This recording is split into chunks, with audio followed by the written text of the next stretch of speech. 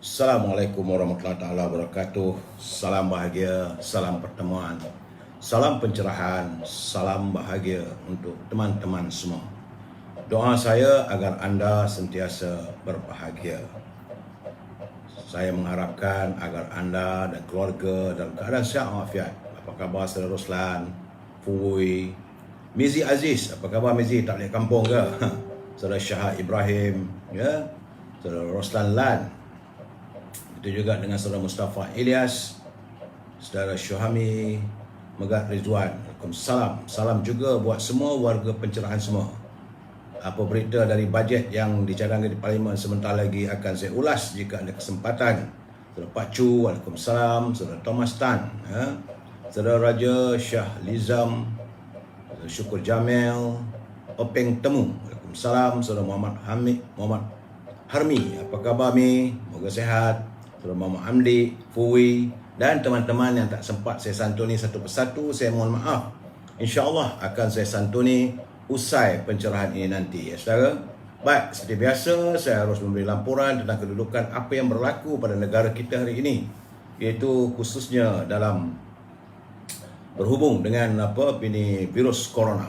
Hari ini hari Jumaat tanggal 29 Oktober yang merupakan hari yang ke-589 saudara, virus corona hadir dan menyerang bumi bertuah ini. Dan pada hari ini dapatan saya daripada Kementerian Kesihatan ada sedikit pengurangan. Semalam 6,377, tapi hari ini jangkitannya yang dilaporkan adalah 6,060 orang, menjadikan jumlah keseluruhan yang terkumpul saudara adalah 2,460,809 orang. Semalam terdapat 95 kematian dan saya difahamkan jumlah keseluruhan kematian sudah melebihi 28,000 saudara. Bagi negeri-negeri, di Perlis ada 40 jangkitan hari ini saudara, di Kedah 470, di Pulau Pinang 348, di Perak 256. Cuma di Selangor ya agak menggerunkan, tiba-tiba saja dia menaik balik, mencanak kepada 1,328. Itu di Selangor saudara, ya. Saya harap warga Selangor harus berhati-hati kerana tiba-tiba saja hari ini angka mereka yang dijangkiti oleh virus corona di Selangor adalah 1,328 orang. Di wilayah Persekutuan 259, Putrajaya 44, Negeri Sembilan 247, Melaka 264, di Johor 458. Nampak gayanya ada kelegaan di Johor. Di Pahang 367, di Terengganu 251, di Kelantan 522, di Sabah juga 589, Labuan 11, dan di Sarawak 566. Cuma yang mengerikan apabila di Selangor saudara, ya, saya melihat bahawa kedudukan di Selangor agak tinggi hari ini. Samalah kita berusaha saudara untuk mengurangkan jangkitan ini, kerana masuk hari ini, hari yang ke-29 bulan Oktober, jumlah warga kita yang dijangkiti terkumpul saudara, dijangkiti virus corona adalah 214,604 orang.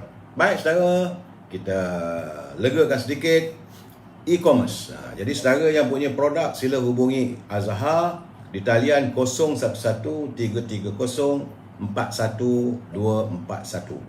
Kalau berhubung dengan Azhar, jangan lupa bakurnya, haruman wangian untuk rumah, dan juga rendang tok serta bahulu berdal ibunya. Anda juga boleh berhubung dengan Siti Farehah di talian 0177114300. Kalau berhubung dengan Siti Farehah, jangan lupa dendeng manis Siti Farehah. Juga saudara boleh berhubung dengan Syauqi untuk mendapatkan buah-buahan segar. Ini untuk warga di sekitar Lembah Kelang. Buah-buahan boleh sampai ke rumah dengan harga yang murah.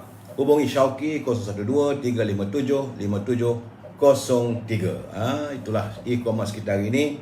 InsyaAllah besok pukul 4.30 petang saya akan bersiaran untuk labun secangkir kopi. Itu bukan labun politik saya, itu labun untuk kita bercerita tentang bagaimana warga kita berusaha untuk dalam sektor perdagangan, ya saudara. Baik, tazkirah singkat kita hari ini. Pertama-tama sekali saya amat mengharapkan kita juga jangan meremehkan tentang kebaikan-kebaikan kecil.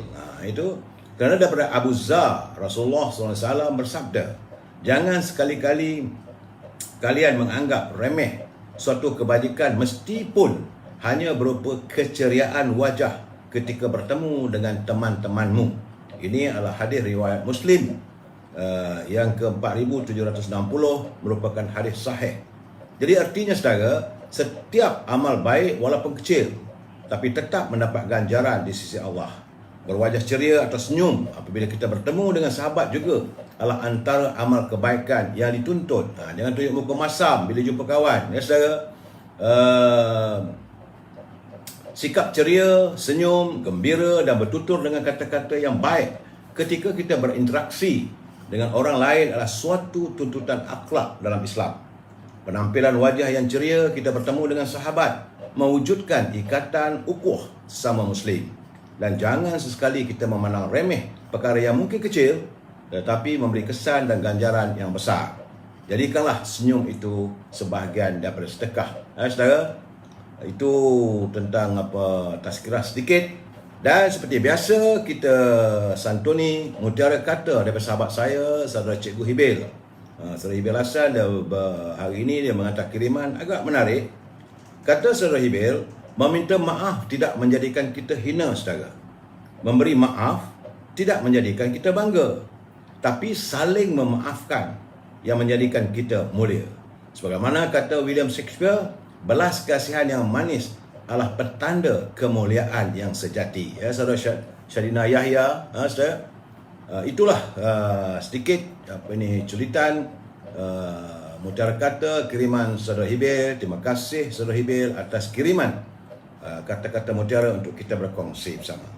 Baik saudara, salam yang tak seronok, tapi saya harus menyatakan juga harapan kita dapat tak dapat soal lain lah, nantilah dengan penuh debaran. Salam impian moratorium dan 10,000 kumpulan wang simpanan pekerja. Kalau negara berbelanja tanpa had, negara akan menjadi muflis. Baik saudara, tajuk perbincangan kita malam ini adalah erti sebuah kejujuran. Erti sebuah kejujuran. Sebelum saya memberi pencerahan apa yang saya maksudkan dengan erti sebuah kejujuran, kita santun dulu pantun Pak Nazil. Kata Pak Nazil, pokok delima ditanam tambah, usaha Pak Lamin di kebun pusaka. Allowance diterima, angka bertambah, sidang parlimen ponteng sesuka. Itu maksudnya beliau, Pak Nazil ni dia memerhati.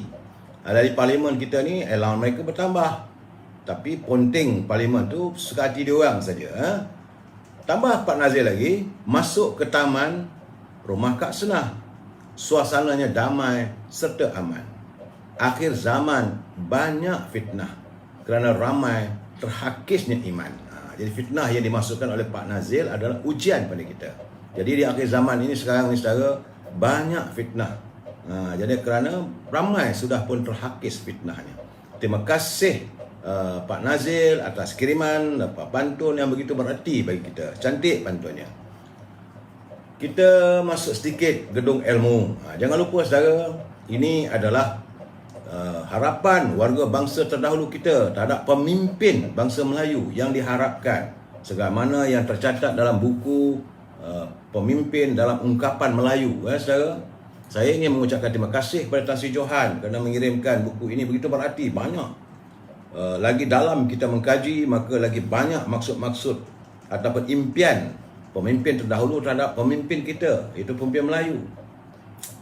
Kerana sifat dan perilaku pemimpin Melayu mestilah berpaksi kepada ketetapan rela berkorban membela kawan, rela dipijak membela yang hak, rela mati membalas budi, rela melengas kerana tugas, rela membagi untung rugi. Itu pemimpin Melayu sepatutnya begitu. Kemudian pimpinan Melayu juga kepribadiannya berteraskan kepada rela beralah dalam menang. Walaupun kata kita menang berbahaya apa semua, dalam bab ini kita berbalah, tapi tak apalah, beralahlah. Walaupun kita menang, rela berpenat menegak adat, rela terkebat membela umat, rela binasa membela bangsa. Warga pemimpin Melayu sepatutnya begitu saudara. Dan seharusnya pemimpin Melayu itu mesti ada sifat dan sikap ikhlas menolong, tak harap disanjung. Ikhlas berbudi, tak harap dipuji. Ikhlas berkorban, tak harap imbalan. Ikhlas bekerja, tidak mengharap upah. Ikhlas memberi, tidak harap ganti. Ikhlas mengajar, tidak mengharap ganjaran. Ikhlas memerintah, tidak harap sembah. Sambung lagi malam besok, culipan, harapan kita terhadap pemimpin Melayu. Kalau mereka mengamalkan sikap begitu, maka mulialah pemimpin Melayu itu dilihat oleh warga dan dunia saudara. Baik saudara, sebelum saya memberi pencerahan lagi, saya ingin mengingatkan bahawa mereka yang menyunting semula live saya ini dan dimasukkan dalam channel YouTube ataupun dalam apa-apa sahaja channel, maka semua itu adalah tanggungjawab anda di atas setiap suntingan yang dilakukan. Begitu juga pihak saya tidak akan bertanggungjawab langsung atas komen-komen yang diberikan oleh pembaca. Jadi sila pastikan anda berfikir panjang terlebih dahulu sebelum memberi komen di sini. Pihak saya juga tidak mampu untuk memantau semua komen yang ditulis. Segala komen adalah hak dan tanggungjawab anda. Ingat, ini adalah pencerahan politik berdasarkan pada pengamatan, pengetahuan saya dan pengalaman. Tidak lebih daripada itu saudara. Dan prinsipnya kita mesti bersetuju untuk tidak bersetuju. We must agree to disagree saudara. Saya amat mengharapkan dalam culipan ataupun suntinan kata-kata begitu, gunakanlah bahasa yang baik dan kita menyantuni. Kita warga cinta damai yang menyantuni dengan penuh keharmonian. Baik saudara, cuma hari ini saya menerima satu pandangan daripada saudara Ujang Nikmat. Dia menghantar kepada saya sebentar tadi, dia kata dia minta lah kalau boleh dalam live saya ini saya memanjangkan ataupun mengutarakan persoalan, semoga pihak yang berkenaan dapat mendengar dan dapat melaksanakan. Kata Pak Ujang Nikmat, izinkanlah katanya ya, dan jangan lagi dihalang muslimin yang tidak bervaksin untuk solat Jumaat pada solat fardu berjemaah di masjid ataupun di surau. Ini benar saudara, saya tadi nak pergi masjid pun tak boleh. Sebab kerana usia warga emas, walaupun saya telah pun ada suntikan vaksin 2 dos dan jumlahnya adalah dihadkan, tak ramai saudara. Jadi kerana kini sudah melebihi herd community yang dewasa sudah 95%, dan 75% pun sudah kesemuanya bervaksin. Artinya segelintir saja yang belum bervaksin.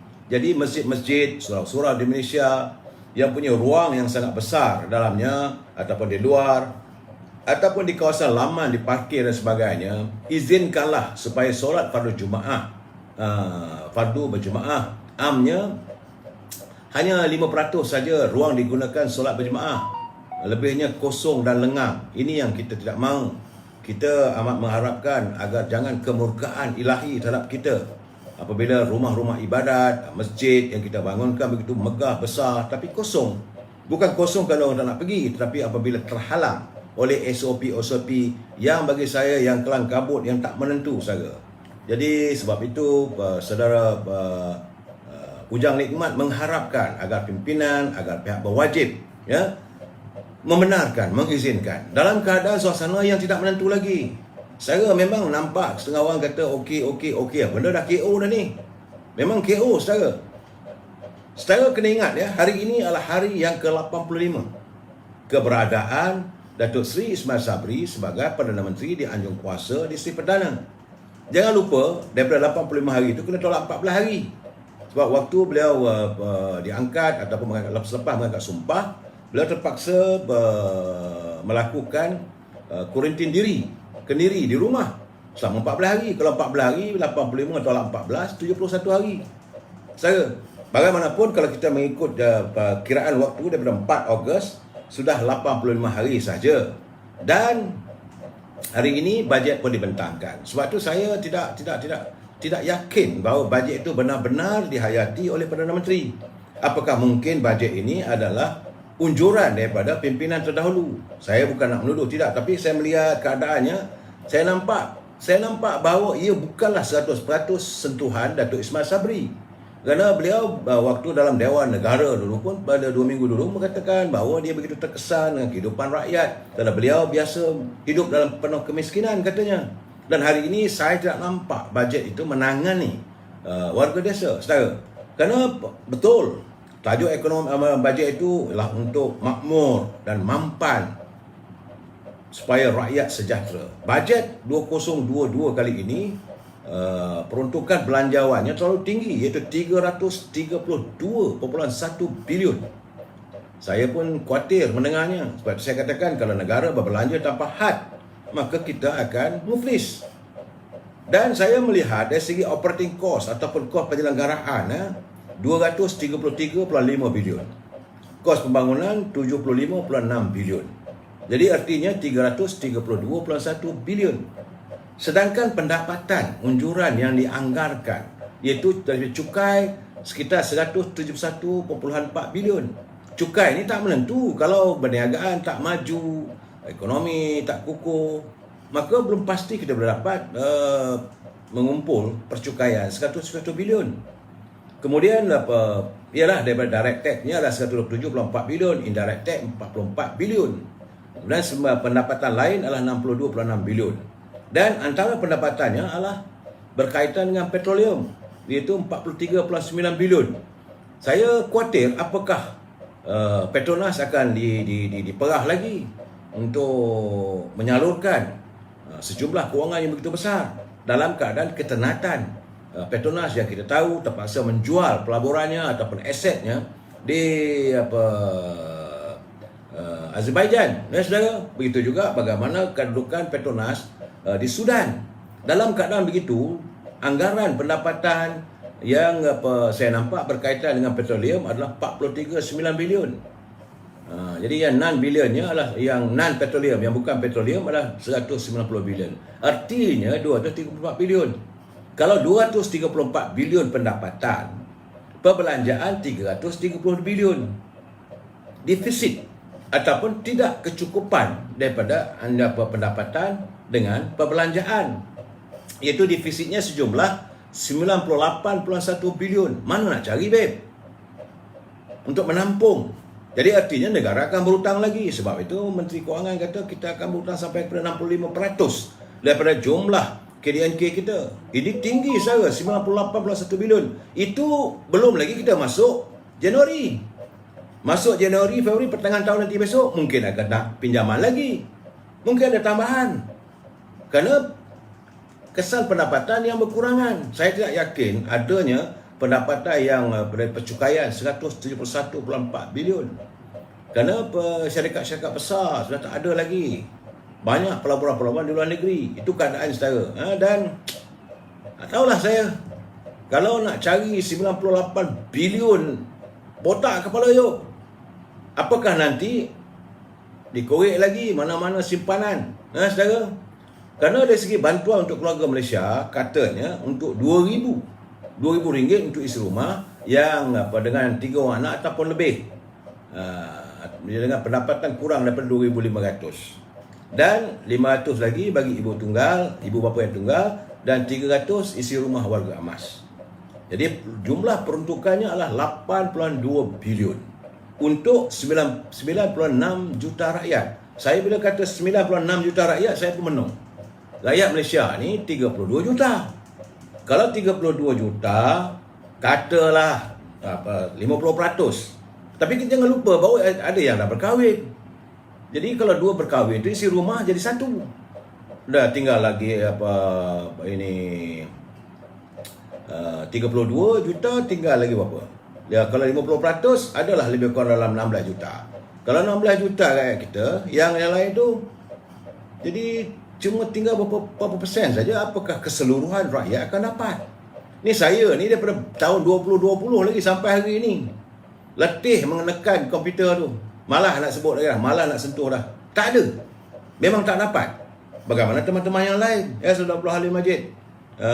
Jadi keadaannya Saudara Taslim, saya tak nampak bahawa benda ini adalah satu benda yang tuntas. Dan saya melihat bahawa bajet kali ini sebenarnya bahawa bajet yang merupakan bajet untuk orang kota. Kenapa saya katakan bajet untuk orang kota? Kerana mereka yang berniaga, usahawan, ataupun sektor korporat, ini ada peruntukan. Ataupun alam milenial, malahan yang dalam sektor perfilman, ada bajetnya. Tetapi bukan untuk orang kampung, warga desa yang tinggal di Sabah, di Sarawak, di pedalaman. Saya tidak nampak ada peruntukan. Kerana hari ini, sebab saya katakan, apakah ini bajet dari isi hati kehendak yang bawa Perdana Menteri Datuk Ismail Sabri, yang katanya waktu pembentangan rancangan Malaysia ke-12 2 minggu dulu dalam Dewan Negara, dia kata bahawa jiwanya untuk orang kampung, orang susah. Saya yakinnya rakyat katanya sembang aja kalau macam tu. Jangan kita berlakon dalam soal kehidupan rakyat. Hari ini keadaannya begitu kerana tidak ada peruntukan untuk macam dulu zaman Barisan Nasional, pimpinan Datuk Seri Najib dulu adalah peruntukan nelayan. Tak ada. Jawabnya nelayan ke laut lah, brother. Ke laut. Bukan hanya ke laut untuk cari rezeki, memang ke laut lah. Tidak ada pemberian subsidi untuk minyak, lot dalam bot enjin kecil. Kalau dia punya peralatan, penangkapan ikan apa semua, tak ada. Begitu juga dengan pekebun. Tak ada peruntukan, subsidi baja ke ataupun replanting. Saya ingat dulu zaman saya kecil-kecil dulu ada kerajaan memberi replanting untuk tanaman pokok getah ataupun kelapa sawit sekarang ni. Kalau ditanam semula, patutnya adalah dia punya replanting atau tanam semula. Patutnya ada bajetnya, begitu tak ada disebut pun. Malahan apa yang disuarakan oleh para petani di desa-desa, peladang-peladang berhubung dengan kenaikan harga baja, tak ada sentuhan. Saya nanti apakah ada? Tak ada juga. Menjeritlah rakyat luar bandar untuk mendapatkan bantuan, tak ada. Yang ada bantuan untuk peniaga, tekun lah, itulah ni. Jadi kononnya usahawan lah. Jadi apakah benar-benar tuntas dan dapat? Malahan saya melihat bahawa besar kemungkinan benda ini supaya rakyat mengharap lagi berhutang. Betul, untuk 6 bulan pertama katanya takrur, tiada moratorium, kosong selama ada 6 bulan, setahun. Bagi mereka yang buat pinjaman bukan di bank-bank komersial, itu bank-bank yang berkaitan dengan kerajaan. Bank-bank komersial tak ada. Jadi soal moratorium ni dia kata 3 bulan dulu, 3 bulan je lah, tak ada 6 bulan dah saya. Dan ini dah masuk bulan pertama, bulan kedua, 2 bulan lagi. Pewai lah. Dan lebih mengecewakan apabila tuntutan kita untuk mendapatkan pengeluaran wang daripada kumpulan wang simpanan pekerja tak disentuh langsung. Ai Citra ke, ai Sina ke, ai apa, tak adalah. Sudah. Saya dapat merasakan sebab saya lihat waktu saya menonton melalui internet, keluhan. Bila lagi nak sebut? Ini saya cakap terang. 3 cawan kopi, brother. 3 cangkir kopi saya buat kali pertama. Habis, pergi cari lagi. Tunggu. Tak ada disantuni. Memanglah saya amat kecewa. Apa nak buat sekarang? Cuma saya juga, cuma yang ada disantuni adalah lepas kita 60 tahun merdeka, yang disantun, ada yang disentuh oleh Menteri Kewangan tentang lebih kurang dalam katanya lebih kurang ada 200,000 wanita, anak gadis yang tidak menggunakan lampin waktu mereka kedatangan haid. Kerana itu kerajaan akan berusaha untuk memberi bantuan. Pula dah ke situ perginya. Ngalah nak cakap lah saudara, cakap nanti orang kata cakap ni kotor pula ya. Kita fikir yang atas ke bawah tu pula yang tengok. Saya tak tahulah. Lawak saudara. Soal lampin disentuh, soal kumpulan wang simpanan pekerja tidak disantuni. Saya tunggu saudara. Agak nak agak lah. Letih saya tengok. Sebab itu saya dapat juga kiriman daripada saudara Khairul. Dia hantar pada saya petang tadi selepas bajet. Dia kata, Dato', saya mewakili suara rakan-rakan maupun teman-teman yang berasa susah, yang amat susah kesan daripada pandemik COVID-19. Kerana rata-rata rakan-rakan mereka maupun dirinya sungguh kecewa dengan bajet yang dibentangkan oleh Tengku Zafrul. Mereka menzahirkan rasa amat kecewa kerana isu kumpulan wang simpanan pekerja langsung tidak disentuh. Jadi dalam sekarang ini timbul persoalan, tempat pertanyaan-tanya saudara Khairul. Dia kata, apakah suara Ketua Pemuda UMNO, iaitu Dato' Ashraf ni, tidak didengari? Ini, bila keadaan begini, merupakan petanda malang. Petanda malang bagi Barisan Nasional apabila rakan-rakan dan tawalan mereka memberitahu kalau ini keadaannya, besar kemungkinan mereka akan boikot ini pilihan raya negeri di Melaka. Ini satu hal lagi. Jadi apakah Yang Berhormat Datuk Seri Ismail Sabri tidak peka dengan keadaan begini? Ataupun saya tak tahu apa agendanya. Kerana tak disentuh langsung. Rakyat tertunggu-tunggu, ternanti-nanti. Bagi saya satu saja, saya melihat bahawa bajet ini bukanlah satu bajet yang realistik. Kalau benda tabungan, perkara wang yang ada dalam tabungan tidak disentuh dan tidak disantuni, tidak disebut, artinya nak ambil duit daripada tabung kumpulan wang sebarang pekerja dah tak ada. Itu kepahaman saya. Saya bukan pakai ekonomi, saudara. Tapi bila keadaan begitu. Jadi bajet ni bajet yang bagaimana? Sudahlah kita tengok 98 bilion defisit. Dan dalam keadaan begitu, apabila tidak disantuni tentang kumpulan wang sebarang pekerja, sedangkan kumpulan wang sebarang pekerja seharusnya is ever ready. Seharusnya sentiasa ada wang di situ. Kerana ini merupakan tabungan. Bukan merupakan wang daripada kantung kerajaan. Tidak. Setiap ini pekerja menyimpan. Bukan ditambah oleh kerajaan, tidak. Kalau RM1 diberi oleh pekerja, maka RM1.12 atau RM1.20 ditambah oleh majikan. Dah jadi RM2.20. Itu bagi setiap ringgit. Kalau RM100, mungkin ada simpanan mereka dapat RM220 setiap pekerja. Jadi artinya wang itu mesti ada dalam kumpulan wang sebarang pekerja. Kalau dah keluar selama hari ini berapa bilion? Kita mendengar bahawa katanya bahawa dalam simpanan kumpulan wang sebarang pekerja ada dekat-dekat hampir 1 trilion. Kemana pergi duit itu? Kalau dilaburkan, apakah tidak boleh dicairkan? Kalau setiap pelaburan yang tidak boleh dicairkan dalam keadaan segera, itu merupakan pelaburan yang teramat buruk. Bagi pandangan saya, memanglah saya bukan pakar ekonomi.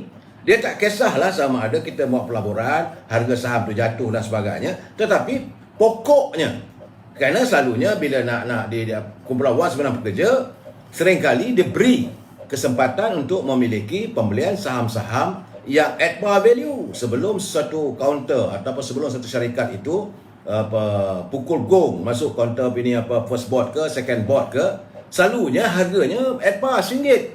Lepas pukul gong dah RM3. Artinya dah situ dah ada keuntungannya. Artinya ever ready. Katalah macam mana pun, buruk macam mana pun, kalau mereka jual saham-saham itu untuk sementara waktu, tentulah ada dia punya pokoknya. Ini bukan pokok akar mana tak ada dah ni. Akar bila tak disantun. Sebab itu saya katakan, saya benar apa yang Wang Mulia Tengku Razali Hamzah berkata, saya teringat lagi. Dia kata kumpulan wang sebarang pekerja ambil bon-bon yang ada ataupun saham-saham yang ada, letaklah dekat Bank Negara. Bank Negara boleh keluarkanlah. Tak usahlah minta semua. Dan ini untuk melanggani 10% saja pun. Bukan banyak mana. Kalau bukan nak suruh keluar semua. Artinya kalau semua pelaburan, pekerja dengan majikan ada 1 triliun, takkanlah nak keluarkan 1 triliun. Itu tak mensabah lah. Tetapi 10%. Itu pun tak dapat nak disantuni, macam mana? Dan kalau kumpulan wang yang dah ada sebegitu, tak boleh nak di access, apakah yang Igawan boleh dapat daripada cukai sekian banyak, pendapatan yang lain sekian banyak, daripada petroleum sekian banyak. Sedangkan dulu saya masih ingatlah waktu Datuk Seri Najib buat pembentangan di parlimen, dalam bajet apa semua, dia mesti berasaskan pada harga minyak. Berapa dolar bagi 1 barrel atau 1 tong. Dulu ada RM1 atau unjurannya $80 1 tong. Maka bajetnya banyak ini. Tapi sekarang ni harga minyak pasaran dunia yang tak menentu. Dalam keadaan tak menentu, you buat bajet yang sampai 300 bilion lebih. Ini nak kata merapik, tidak merapik lah, tapi ini meletakkan suasana negara kita dalam keadaan yang tak menentu saya. Sebab itu saya kata bajet yang dibentangkan petang tadi memang cukup mengecewakan. Saya bila tengok benda begitu tersandar saya. Bukan apa saya tersandar, memikirkan teman-teman yang melayari live saya setiap malam, teman-teman yang saya ketemui bila saya berkunjung ke dia makan atau mereka berjumpa dengan saya, semua menzahirkan yang menghubungi saya melalui WhatsApp, melalui telefon, mengharapkan ada sesuatu yang akan diumumkan. Tapi tidak terjadi begitu. Kemana perginya wang ini? Ini persoalannya. Sebab itu kata saudara Rizal Endau, Saudara Rizal juga dia kata bagi kita berkuburnya permohonan rakyat yang sebagai ahli kumpulan wang simpanan pekerja sama ada Citra yang minta RMK 10,000 one off selepas pembentangan dibuat. Jadi kerajaan keluarga Malaysia ternyata, ini kata Saudara Rizal Dau, dia kata gagal mendengar keluh kesah dan denyut rakyat. Saya khawatir dalam keadaan begini kerajaan pimpinan yang berhormat Datuk Ismail Sabri akan mengulangi apa yang berlaku pada kerajaan terdahulu. Maka dia akan digelar sebagai kerajaan yang gagal. Saya tak tahu apakah beliau sudah menyantuni sepenuhnya bajet ini sebelum dibentangkan. Lazimnya mestilah dibentangkan. Tapi kalau begitu, kenapa tidak disantuni isu tentang pengeluaran RM10,000? Bukan banyak mana pun. Nah, soal nak bagi orang ni 2,500 ke 2,000 ke satu keluarga apa semua. Jadi saya benda ini bagi rakyat. Kalau orang Kedah dia kata dah mangli. Kalau orang Kelantan dia kata dah sangatlah dengar. Bukan lekis dah tak berapa dah. Cerita aja lebih, sembang aja, tapi realitinya tidak menjadi begitu. Dan saya bercakap dari dulu lagi, daripada zaman Tan Sri Muhyiddin lagi, saya kata kalau setiap bantuan itu tidak dipantau, tidak diperhalusi, tidak macam mana dia punya agensi-agensinya, maka benda ini akan mengalami kegagalan. Terbukti benda itu gagal. Adalah yang dapat, bagaimana tak dapat. Saya masih ingat lagi waktu yang Amat Berhormat waktu itu Tan Sri Muhyiddin, Mak Limah, Makcik Siddiq, Makcik tu, Pak ni. Kali ini saya dengar santunan Tengku Zafrul pula lain. Adalah Cik Mac kita, siapa, Wan apa nama tu. Lepas tu ada Swilling lah. Tak tahulah saya. Wanita dari keturunan India, wanita keturunan Tionghoa, wanita keturunan Melayu. Kononnya untuk semua. Saya rasa ini lakonan. Saya nampak ini satu benda yang make up story. Where is the reality? Realitinya rakyat tengah susah. Dan paling menakutkan saya apabila tidak ada butiran dalam usaha kerajaan untuk mengekang kenaikan harga barang. Ini paling penting saya. Dalam keadaan rakyat tak ada duit, harga barangan terus mencanak di pasaran tanpa kawalan. Tidak ada elemen apakah kerajaan akan meletakkan serta subsidinya untuk pengangkutan, untuk pembelian barang makanan, bahan-bahan utama seperti beras, tepung, gula dan sebagainya. Tidak ada pengumuman. Saya kata ini sudah nak mengulangi suasana rakyat semakin tersekik. Betul kita dah boleh bebas bergerak kerana tak ada lagi PKP, tapi pekerjaan katanya adalah untuk 50,000, 60,000 peluang pekerjaan yang bagaimana? Sektor mana? Kalau kilang yang mana? Jadi ini kena dibicarakan secara tuntas. Dan saya melihat keadaan sekarang ni, aduh, letih lah. Dan saya khawatir, saya cakap terus terang, bukanlah mereka boykot pilihan raya, tidak, saya tak nampak. Tapi saya takut menjadi dendam rakyat. Rakyat akan berdendam pada kerajaan, akhirnya mereka berulanglah apa yang berlaku pada pilihan raya yang ke-14 dulu. Dalam keadaan begini, saya tengok tadi bila Tengku Zafrul membentangkan bajet yang tersenyum panjang, Datuk Seri Anwar Ibrahim, Saudara Mat Sabu dan Lim Guo Eng. Dia senyum panjang sebab dia kata this is a modal besar untuk mereka. Dan keadaan begini tentulah akan menyusahkan kerana Datuk Ismail Sabri datang daripada UMNO. Ini secara saya khawatir sebab saya dapat kiriman banyak. Keluarga Malaysia gagal, MOF gagal, bajet gagal. Hadoi. Dan pilihan raya negeri Melaka nak diboykot pula. Nah, perbalahan dah mula start ni rakyat. Sebab apabila rakyat tidak disantuni, denyut nadi rakyat tidak dirasai. Sebab itu saya katakan bajet ini bukan bajet untuk warga desa, bukan untuk orang kampung, untuk orang kota. Bila orang kota saja betul ramai, tapi mereka juga dah ramai dah balik kampung, tak dapat disantuni, tak ada pekerjaan, harga barangan meningkat. Pendapatan nak harap duit keluar daripada kumpulan simpanan pekerja tidak terjadi. Ini keadaan saya, ke mana kita nak pergi ni? Saya dengar tadi penuh dengan kekecewaan. Jadi apalah nak jadi negara saya ni kalau begini, kalau pimpinan sebegitu. Dan saya dengar juga apa kenyataan Mak Sabu, dia kata korupsi perlu dibenteras. Bukan setelah berlaku korupsi baru nak disiasat. Sepatutnya sesuatu korupsi itu mesti dibenteras. Kena ada elemen macam mana nak membenteras korupsi. Bukan dah orang ni dah ambil duit, dah kebas duit 50 juta, 30 juta, 100 juta, baru nak siasat, baru nak tangkap. Buat apa duit dah lunyai dah duit tu. Sepatutnya diletakkan pegawai-pegawai Suruhanjaya Pencegah Rasuah ini di tiap-tiap jabatan. Sekarang ini dalam keadaan rakyat menuntut wang mereka, menuntut bantuan. Tapi kalau betul kerajaan menyediakan bajet begitu besar untuk membantu 2,000, 3,000, kan patutnya pegawai-pegawai daripada Suruhanjaya Pencegah Rasuah mesti letakkan di tiap-tiap kementerian. Apakah ada elemen korupsi? Jadi tak boleh lagi bila besok dapat tangkap kerana macam mana mitra lah apa semua. Apa artinya wang dah hanyut ke laut dah. Ini keadaan saya harap agar Saudara Zulkarya undi akan berpindah parti. Saya tak tahulah keadaan begini. Tapi sebab itu saya katakan bahawa apakah bajet ini adalah unjuran daripada kerajaan terdahulu. Dan ini tidak disantuni oleh kerajaan Datuk Ismail Sabri. Sebab itu saya kata memanglah dulu saya dah cakap, tak silap saya dalam sebulan dulu saya dah kata bahawa Datuk Ismail Sabri apakah mempunyai kesempatan untuk menyantuni bajet. Sebab bajet ini nak buat dia meli 5-6 bulan. Sebelum pembentangan bajet 5-6 bulan dah dibincangkan di peringkat kementerian, menteri-menteri. Kemudian ada kalau sekadar terdesak. Tapi sekarang tak ada. Saudara Haji Osman Hashim gagal. Apa dah jadi? Ya tunggu PRU 15 dah. Kalau tunggu PRU 15, saya dah cakap tadi, saya tengok gambar dalam dewan tadi waktu Tengku Zafrul membuat pembentangan, minum 5-6 kali terpaksa minum, mungkin dahaga sangat gamaknya.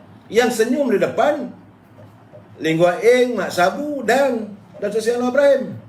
Ini bukan saya nak memudah mereka, tidak mereka, tapi ini realiti. Saya tengok mereka senyum. Bila mereka senyum menandakan bukan mereka bersetuju. Inilah peluang sebab ini keadaan saudara. Saudara Jafri Azami, tiada lagi UMNO. Sebab saya kata akhirnya apa yang dilakukan terpalit pada UMNO. Ini sebenarnya yang berlaku saudara. Saya khawatir dan saya haraplah agar Yang Amat Berhormat Datuk Seri Ismail Sabri prihatinlah saudara datang daripada parti UMNO. Saudara jangan lupa, sebab saya melihat bahawa waktu pembentangan, waktu pelancaran jentera Barisan Nasional di PWTC yang kena saman sampai 10,000 tu apa semua, semangat kuat. Tapi tak cukup kalau dengan bajet yang sebegini. Dengan pembentangan bajet begini selama membakar hati dan perasaan warga. Rakyat tengah terbakar ni saudara. Sebab saya katakan bahawa bajet kali ini hanyalah untuk usahawan-usahawan. Siapa usahawan-usahawan itu? Kononnya dia tekun lah. Tapi macam mana dia punya, tak tahulah saya ingat dulu masa Tan Sri Muhyiddin dulu, ingat Mak Limah, Mak Cikiah meniaga gerai nasi lemak, gerai goreng pisang. Sekarang ni kalau pisang naik macam mana nak meniaganya? Saya ada kawan dekat dengan rumah saya, dia buat meniaga hotdog dengan burger. Saya cuba hubungi dan nak berjumpa dengan dia, nak berbual dengan dia. Dia kata tak ada buat dah. Saya kenapa tak meniaga? Sebab harga barang dah naik, dia tak ada nak jual dengan harga yang lama. Ini keadaan saudara, gambaran sebenar-benarnya.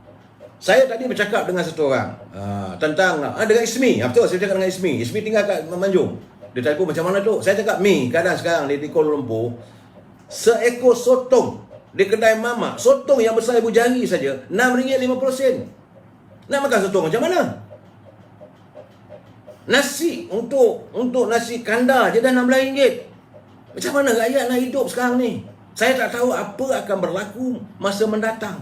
Kerana tidak ada dinyatakan kawalan makanan macam mana nak mengawal inflasi. Jangan, saya dah beri gambaran. Semalam pun saya cakap juga, saya khawatir negara kita menuju seperti Venezuela. Di Venezuela, rakyatnya dulu kaya-kaya, hasil minyak 80% pendapatan negara tersebut adalah daripada hasil minyak. Tapi Venezuela merupakan pengeluar yang kelima terbesar di kalangan negara-negara OPEC. Hari ini mereka mengalami hyperinflasi. Saya tengok dalam YouTube, saya terkejut. Untuk beli seekor ayam pun satu beg duit. Dan akhirnya wang tak ada nilai.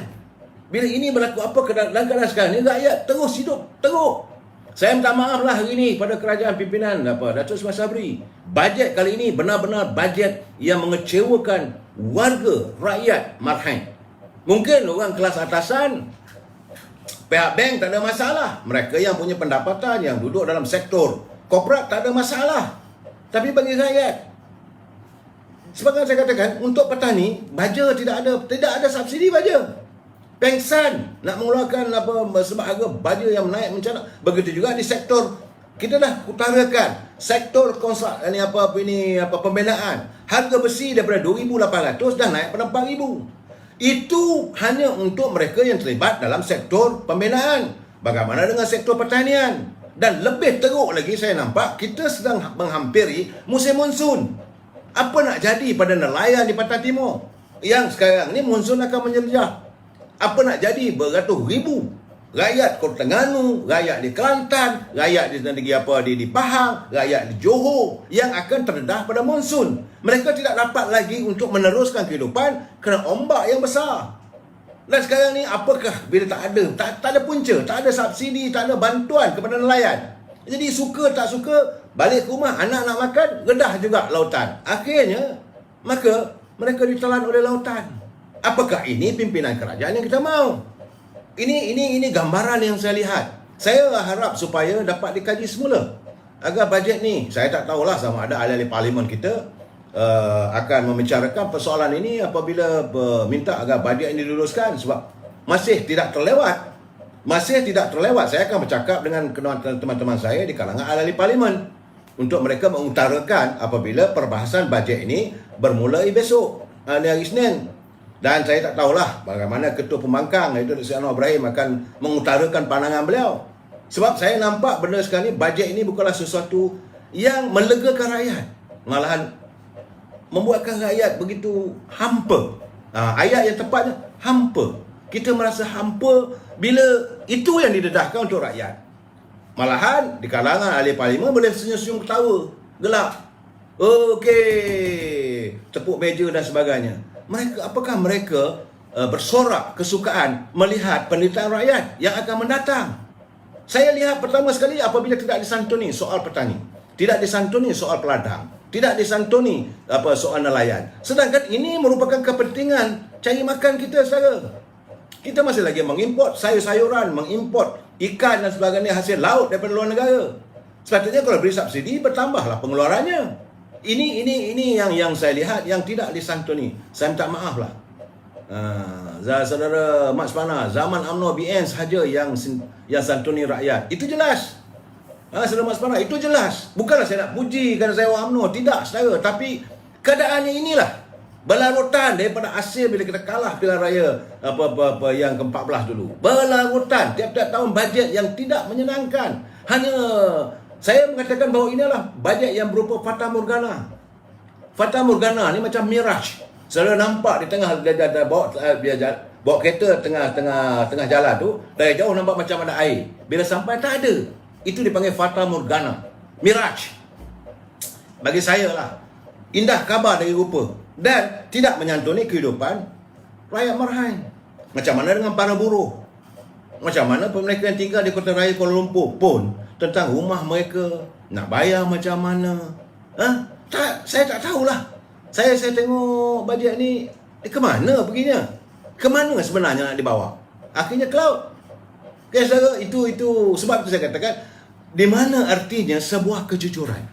Kita mencari sebuah kejujuran daripada pimpinan negara yang menyantuni kehidupan rakyat.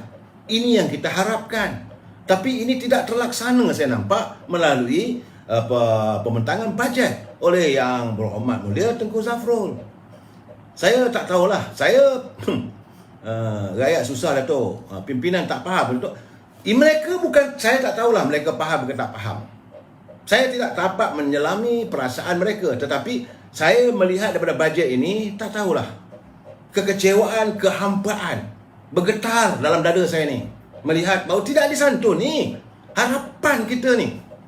Sebab saya dah kata, sebab 2-3 malam sebelum bajet dibentangkan, kita dah bagi tahu harga besi naik. Harga baja daripada minggu dulu saya dah cakap naik. Harga racun naik. Macam mana rakyat, peladang-peladang, petani-petani, pesawah-pesawah nak melaksanakan tugas mereka? Jadi akhirnya mereka tak boleh nak ke sawah, tak boleh nak ke ladang. Melayu ni pemalas. Adakah itu mau dibuktikan? Sekarang ini keadaan. Saya tak maaf lah saudara, hari ni semangat untuk memberi pencerahan apa semua agak kurang saudara. Ditambah lagi pula bila saya dengar pula apabila saja UMNO kata bahawa kita nak bekerjasama dengan PAS dalam Pilihan Raya Negeri Melaka. Sekarang ni PAS pula cakap kena gunakan logo PAS. Kalau UMNO betul-betul nak menyantuni dengan PAS, Muafakat Nasional, kata Tuan Ibrahim, Pilihan Raya Negeri Melaka, semua calon-calon pakai simbol PAS. Lagi saya pening kepala, saya kata hari ni kena brain lah. Kalau PAS adalah 2-3 kursi ke waktu pilihan raya yang lalu di Melaka, okey juga. Ini satu kursi pun poci elek. Tak ada. Satu kursi pun PAS tak ada kursi di Melaka. Tiba-tiba nak bertanding mesti guna atas nama Muafakat Nasional guna simbol PAS. Mana ada brainnya kalau begini? Saya minta maaf lah. Kadang-kadang Tuan Ibrahim ni pun bercakap cloud lah dia orang ni. Lepas tu ada pula tu ni Makcik Cebeh. Tahu Makcik Cebeh yang melompat tu MRT. Boleh warning PAS. PAS kena ingat bahawa kita kena kekal pada perjanjian awal dengan Perikatan Nasional. Kita tak ambil kisah. Sebab itu saya katakan apa yang dilontarkan oleh Presiden UMNO terpulang pada PAS. Sekarang ni jangan salahkan UMNO. Jangan katakan UMNO, jangan katakan pimpinan UMNO tidak mau menyantuni perpaduan rumah. Jangan katakan UMNO ni tidak mau bersatu padu. No. Kita dah bagi tahu PAS. Cuma kita kata kalau PAS nak bertanding, gunakanlah logo PAS. Itu saja permintaan UMNO. Tak ada masalah kita kerjasama. Tapi jangan heret UMNO untuk bekerjasama dengan PBM. Nah, heret UMNO dengan PBM, inilah keadaan jadi sekarang ni. Sekali-kali tak boleh terima dah. Itu keadaan saudara. Saya tak faham sebenarnya. I really understand bila PAS boleh buat kenyataan sebegitu. Dan kali ini sebab itu pilihan raya. Sebab itu saya kata pilihan raya di Melaka ini adalah pilihan raya yang UMNO pergi Solo balik. Yakinlah. Tadi saya bercakap dengan sahabat saya, Saudara Ismi, teman-teman saya blogger yang lain. Saya menjelaskan bahawa UMNO menzahirkan keikhlasannya untuk bersatu. Okey, tak ada masalah. You pakai punya lambang you, kami pakai lambang kami. Kita tak akan bertembung. UMNO tak akan bertembung dengan PAS. Tapi dengan syarat PAS menggunakan lambang PAS. Dan dijawab oleh Tuan Ibrahim, semua pakai lambang PAS pula dah. Ini saya kata ini lambang lain buruk.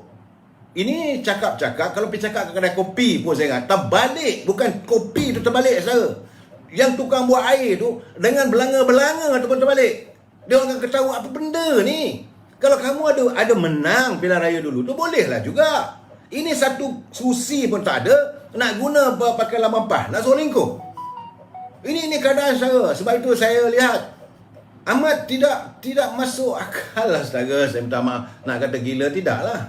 Jadi bila orang kata Zahid ni kelakar lah. Lu kata Solo tiba-tiba dengan PAS. Kita menyantuni Muafakat Nasional. Artinya kita masih lagi berharap agar Muafakat Nasional ini terjalin. Tapi sekarang ni siapa yang tolak? Terpulang pada PAS. Saya dah cakap dari awal lagi. Yang Muhammad Tengku Razali dah kata PAS ni kaki main kayu tiga. Jadi sekarang ni ini gambarannya. So rakyat Meragua Melaka kena tengok lah, kena lihat lah. Kalau mereka nak percaya dengan apa yang PAS punya cakap, mereka nak bersama dengan Perikatan Nasional, silakanlah. UMNO teruslah kita berkayuh lah saudara, tak ada masalah. Walaupun orang kata dengan bajet begini, memang saya akui dalam keadaan bajet ini sebab apa sahaja yang dibuat oleh kerajaan tempiasnya kena pada UMNO. Ini masalah yang saya ingat warga UMNO kena diperjelaskan lah. Kena diperjelaskan kepada rakyat di peringkat akar umbi, di peringkat bawahan, bahawa jangan salahkan UMNO bila kerajaan hari ini buat keputusan, kerana ini bukan kerajaan UMNO yang mutlak. Kena ingat, ini bukan kerajaan UMNO yang dominan. Ini kerajaan UMNO tempel-tempelan. 42 kerusi sahaja, yang lain dikuasai oleh parti lain. Jadi UMNO sendiri pun tak boleh nak bergerak. Yang membentangkan bajet itu bukan menteri daripada UMNO. Dia adalah menteri daripada Parti Bersatu, bukan daripada UMNO. Jadi kena jelaskan. Kalau tidak nanti daripada dululah zaman Pakatan Harapan, bila kecewa orang kutuk UMNO. Sebab pada rakyat bila menyebut saja tentang kerajaan, mereka akan melihat ini UMNO. Kemudian datang Kerajaan Perikatan Nasional. Semua orang tahu kekecewaan, rakyat terhukum, duduk di rumah, terkurung sampai 2 tahun lamanya, setahun lebih. Orang kata UMNO. Sedangkan itu Kerajaan Perikatan Nasional. Ya kebetulan adalah UMNO, adalah Menteri UMNO dalam kerajaan. Dan hari ini kebetulan Perdana Menterinya UMNO, maka orang kata ini UMNO lah yang salah. Sedangkan ini bukan UMNO punya bajet. Ini bukan, tidak ada. Cuma yang ada beberapa orang menteri dan Perdana Menteri daripada UMNO. Itu realitinya. Jadi saya harap warga UMNO Melaka, mereka yang nak berkempen di Melaka, nak turun ke Melaka, kena jelas, kena bagi tahu pada rakyat. Ini bajet ini bukan bajet UMNO. Bajet ini adalah kerajaan di mana secara kebetulan Perdana Menterinya Datuk Ismail Sabri datang daripada UMNO. Tetapi apakah bajet ini disediakan zaman terdahulu? Dia kena jelaskan macam mana nak buat bajet ini, bukan 1 hari, bukan 2 hari. Saya dah bagi tahu. Hari ini baru hari 85 hari. Baru 85 hari yang Amat Berhormat Datuk Ismail Sabri menjadi Perdana Menteri. Tak sampai pun 1 hari lagi. Ini keadaan saudara. Jadi saya haraplah supaya dalam menghadapi pilihan raya di Melaka, jangan 100% disalahkan pada UMNO. Saya tidak boleh terima lah keadaan itu. Dan PAS terpulang pada anda. UMNO dah bagi tahu keadaannya sekarang ini kita dah nak santuni. Oh dulu kata kononnya UMNO ini pemecah ummah. Pemimpin UMNO adalah pemimpin yang memecahkan ummah, perpaduan ummah. Adalah puak-puak yang dalam bloggers lah, dia sekarang yang lebih mirip pada bersatu, menyokong bahawa mengatakan pemimpin UMNO adalah pemimpin yang U-turn. Pemimpin UMNO, pemimpin yang sentiasa mahu mencari perpecahan. Okey, sekarang ni kita kata no, kita tak ada masalah. Tetapi mesti ada syaratnya. Takkanlah buta-buta kita nak terjun. Kita bercakap pada PAS sebab kita lebih berminat kepada muafakat nasional. Tapi masalah sekarang ni bila PAS merasakan diri dia tu sebagai gadis sunti, hebat sangat, terpulanglah. Tak ada masalah sebenarnya. Saya tengok dari segi keputusan pilihan raya lepas, saya melihat tak banyak mana pun sumbangan PAS untuk memastikan kejayaan. UMNO ada lebih kurang dalam 9 kursi tu saya nampak kekal, tak ada masalah. Tetapi keadaannya bila kita nak menyantuni supaya jangan ketinggalan, saudara. Baik, saudara, saya lihat dalam masa dekat ni, contohnya di kursi Dun Negeri, Rembia. Waktu dulu UMNO kalah kepada calon PKR pilihan raya lepas.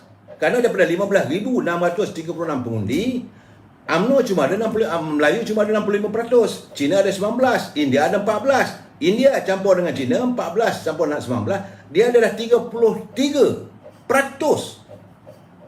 undi di situ. UMNO cuma dapat 4,900 dan iaitu Puan Nurpipah Abdul daripada UMNO. Saudara Muhammad Jalani daripada PKR. Kursi ni kalau tak kena gaya still PKR. Cantum macam mana pun UMNO dengan PAS dapat 1,200. Tak boleh menang. Baru dalam 6,100. Saudara, itu di Rembia. Now we go to Gadik. Gadik dulu kawasan ini kawasan UMNO. Dulu Yang Berhormat Datuk Ghaffar Hattan jadi wakilnya. Pengundi ada 12,900. 59% saja undi Melayu. Undi Cina ada 23, India ada 16. 16 campur 23 ada 39%, dekat 40% saudara di Gadik. Jadi UMNO pula atas besar hatinya bagi pada MIC. Dapatlah 4,085. Dan Sami Nathan Ganesha daripada DAP 4,352. Jadi dia punya majoritinya cuma 307. Betul kalau PAS memberi sokong pada MIC, tapi dia tak nak terima. Itu keadaannya di Gadik. Di Macap Jaya, okey, di Macap Jaya PKR. Ini bukan kawasan UMNO. Walaupun ada pengundi sejumlah 12,000. Tetapi saya kena ingat, undi Melayu ada 43%. Undi daripada Cina ada 40%. India ada 14%. Artinya bukan Melayu punya undi ada 54%. Ini bukan saya nak bercakap tentang politik rasis, politik perkauman. Tidak, ini realitinya nak dengan berdasarkan 43% undi Melayu ada gitu, nak sokong UMNO. Akhirnya calon yang UMNO turun dan calon MCA pun mencungap-cungap dapatlah 4,200. Dan PKR dapat 5,500. Di Duran Daun, di Duran Tunggal, okey, ada 13,076. UMNO dapat 4,400. Muhammad Sofi Abdul Wahab amanah, dia daripada parti PKR. Dia dapat 5,200. PAS ada 1,300. Kalau lah PAS bertanding situ, itulah dapatnya. Artinya PKR amanah. Di kawasan itu kerana undi Melayu ada 68, undi daripada bukan Melayu ada 30%. Di Asahan, ini saudara Datuk Ghaffar Hatan, daripada 16,011 pengundi. Saudara, UMNO Datuk Ghaffar Hatan dapat 5,942. Daripada parti PBM, ini yang kata PBM kata dia boleh dapat ni.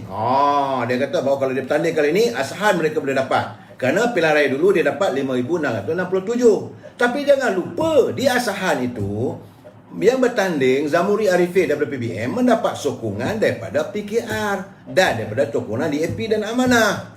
Jadi surat dapatlah dia 5,667. PAS pula dapat 1,365. Kononnya kalau Amanah PBM dengan PAS dia dapat cepuannya 6,900. Kononnya begitu. Saya kata jangan mimpi. Sebab waktu itu PKR yang bertanding itu di kawasan Asahan, di Sungai Udang.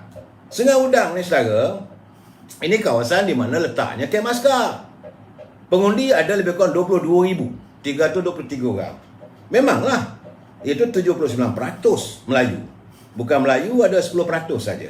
Jadi di Sungai Udang itu, mantan Ketua Menteri Idi Harun dapatlah 10,000. PKR dapat 7,800. Itu pertandingan 2 penjuru. Dan di Pantai Kundo, saudara, Pantai Kundo juga begitu keadaannya.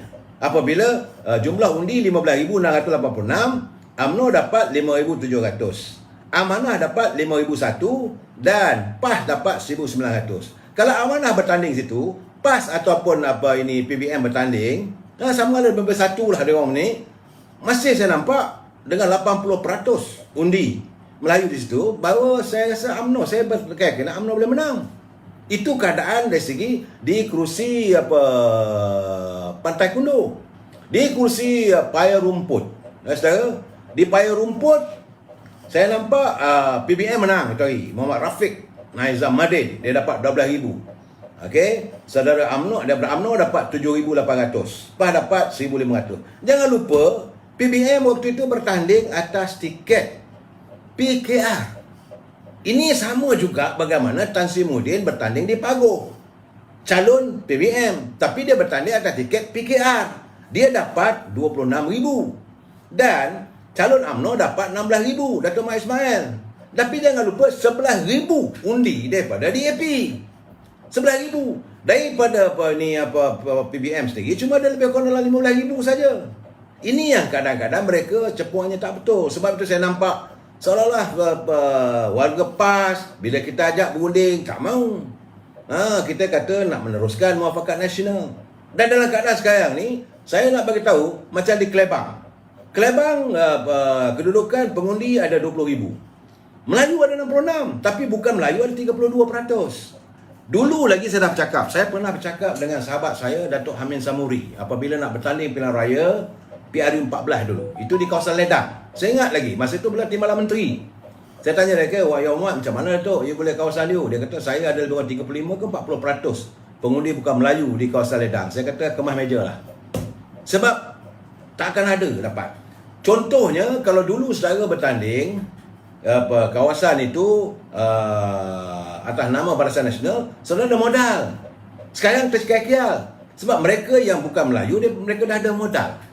Masuk gelanggang tanpa modal, seksa. Tapi kalau dia punya pengundi itu dah 80%, 90%, itu anda ada modal besar.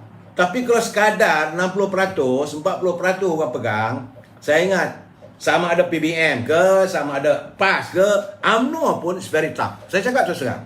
Sebab itu saya katakan sekarang ini, ditambah lagi dengan bajet yang dibentangkan hari ini, yang tidak membantu.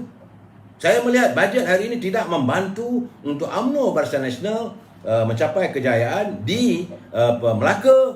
Kalau orang beranggapan rakyat Melaka merasakan bajet ini bajet daripada UMNO, ini bahaya saudara. So warga UMNO di Melaka, para pengempen kena jelaskan kepada ahli akar umbi, kepada pengundi-pengundi, kena dijelaskan bajet ini bukan bajet UMNO. Bajet inilah bajet kerajaan campuran yang di dalamnya ada Parti Peribumi Bersatu, ada PAS dan dipimpin oleh UMNO. Kita jumpa lagi malam besok. Wabillahi taufiq wal hidayah. Assalamualaikum warahmatullahi taala wabarakatuh. Selamat malam.